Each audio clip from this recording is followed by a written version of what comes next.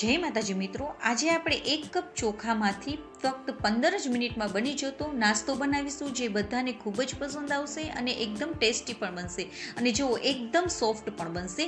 અને જો તમને આ મારી રેસીપી ગમે તો લાઈક કરવાનું બિલકુલ ના ભૂલશો અને મારી ચેનલમાં નવા હોય તો સબસ્ક્રાઈબ કરજો અને બાજુમાં રહેલ બેલ આઇકનને દબાવવાનું બિલકુલ ના ભૂલશો. તો આપણે બનાવવાનું શરૂ કરીએ. તેની માટે મેં અહીંયા આખી રાત 1 કપ ચોખાને પલાળી દીધા હતા.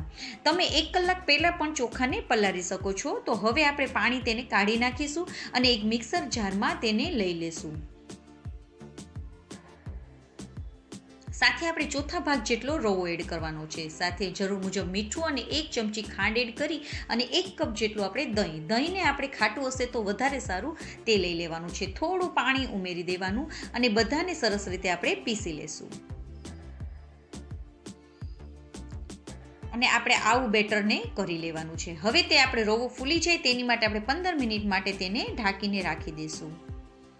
તો 15 મિનિટ થઈ ગઈ છે અને આપણો રવો ફૂલી ગયો છે. તમે જુઓ થોડું બેટર આપણું થોડું જાડું થયું છે અને આપણે આવું જ બેટરને રાખવાનું છે. હવે આપણે તેમાં ઝીણા સમારેલા મરચાં નાખી દેવાના છે અને આદુને ખમણીને નાખી દેવાનું છે. હવે આપણે તેલને ગરમ કરી લેવાનું છે અને તેમાં આપણે હિંગ એડ કરી દઈશું, રાઈ અને જીરું એડ કરી દઈશું. તે સતળાઈ જાય એટલે આપણે લીમડાના પાનને નાખવાના છે. લીમડાના પાનને આપણે થોડા ઝીણા ઝીણા સમારીને નાખવાના છે.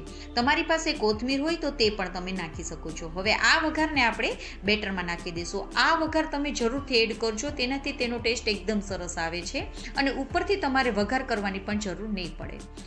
હવે આપણે બેટર રેડી થઈ ગયું છે. તો હવે આપણે ઢોકળાનો જે પણ થાળી હોય તેમાં આપણે તેલ લગાવી દઈશું અને હવે આપણે બેટરમાં અડધી ટીસ્પૂન જેટલી બેકિંગ સોડાને નાખી ઉપરથી પાણી નાખી અને હલાવી લઈશું. અને બેટરને આપણે તરત જ ઢોકળાના સ્ટેન્ડમાં નાખી દઈશું અને ઉપરથી લાલ મરચાંનો પાવડર ભભરાવી દઈશું. તો 10થી 15 મિનિટ આપણે તેને સ્ટીમ કરી લઈશું અને એકદમ સરસ રીતે જો આપણું 15 મિનિટ પછી સ્ટીમ થઈ ગયું છે, તમે જોઈ શકો છો. તો હવે તેને આપણે થોડી વાર માટે ઠરવા દઈશું, જેથી કરીને આપણા જે નાસ્તો છે તે એકદમ ઇઝીલી નીકળી જશે. તો ઠરી જાય પછી આપણે તેને કટ કરી લેશું.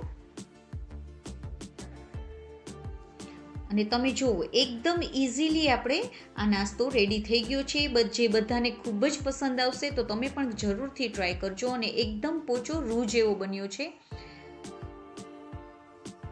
ને એકદમ પોચો રૂ જેવો બન્યો છે. તો તમે પણ ઘરે જરૂરથી ટ્રાય કરજો. અને હા, જો તમને આ મારી રેસીપી ગમી હોય તો લાઈક કરવાનું બિલકુલ ના ભૂલશો અને મારી ચેનલમાં નવા હોય તો સબસ્ક્રાઈબ કરજો. જય માતાજી મિત્રો.